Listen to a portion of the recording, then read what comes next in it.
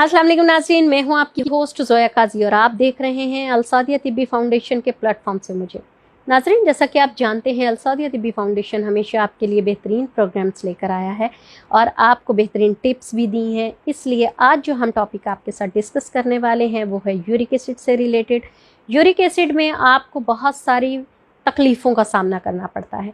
Uric acid एक ऐसी बीमारी है जो कि आपका कोलेस्ट्रॉल बढ़ जाने की वजह से, जिगर फैटी होने की वजह से आपको जीने नहीं देता। इस कदर तकलीफ़ होती है और आपका सबसे ज़्यादा मुतासिर होता है पैर का हिस्सा, अंगूठे के करीब पाँव का जो हिस्सा है, गोश्त है, उसका जो असाब हैं वो स्वेल हो जाते हैं और इस कदर स्वेल हो जाते हैं कि आपकी हड्डी में पेन और गोश्त की उस जगह पर पेन होती है और आप उस पर उंगली तक नहीं लगा सकते। इस कदर शदीद पेन होती है और आप अपना पाँव ज़मीन पर नहीं रख सकते।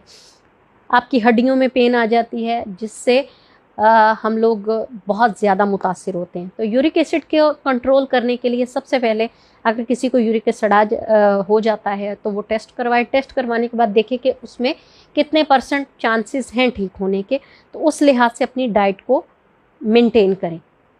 अगर तो उनका जो यूरिक एसिड है 6 पॉइंट समथिंग है तो उसमें सबसे पहले तो उन्हें सब्ज़ पत्तों वाली सब्जियां जो हैं वो कंट्रोल करनी पड़ेंगी, दालें उनको छोड़ना पड़ेगा। आपको मूंग की दाल जो कि हम खिचड़ी में यूज़ करते हैं वो इस्तेमाल करनी होगी, वो ज़्यादा अगर आप खाते हैं। लौकी की सब्ज़ी जिसे हम कद्दू कहते हैं, टिंडे, काली तोरी, ये चीज़ें इस्तेमाल करें। गोश्त से बिल्कुल परहेज़ करें, हर किस्म के गोश्त से। हाँ, मछली का सीज़न हो तो थोड़ी बहुत आप मछली इस्तेमाल कर सकते हैं।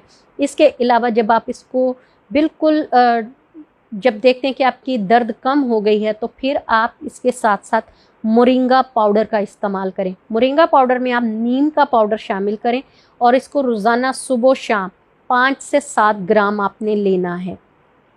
मोरिंगा पाउडर में नीम का पाउडर मिक्स करके अगर आप इसको इस तरह नहीं खा सकते तो कैप्सूल भर कर रख लें।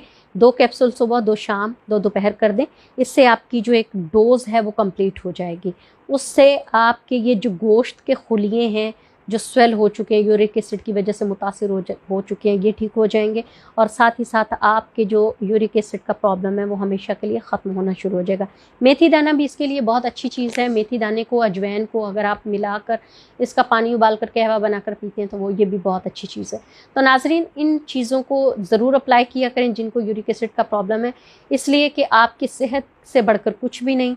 और ये छोटी छोटी चीज़ें हैं जो कि ज़्यादा कॉस्टली भी नहीं है, आपकी डॉक्टर्स की फ़ीस भी नहीं बढ़ाती हैं। ये घर के घरेलू नुस्खे हैं जिससे आपको कोई साइड इफ़ेक्ट्स भी नहीं हैं। तो आपका बहुत सारा ख्याल रखती हैं ये चीज़ें, आपकी हेल्थ ठीक करती हैं, तो इनको इग्नोर ना किया करें। तो उम्मीद है नाज़रीन आपको ये प्रोग्राम अच्छा लगा होगा। काइंडली हमारे प्रोग्राम को लाइक करें, शेयर करें, बेल आइकन का बटन दबाएं, साथ ही साथ हमारे चैनल को सब्सक्राइब करें। अल्लाह हाफिज़।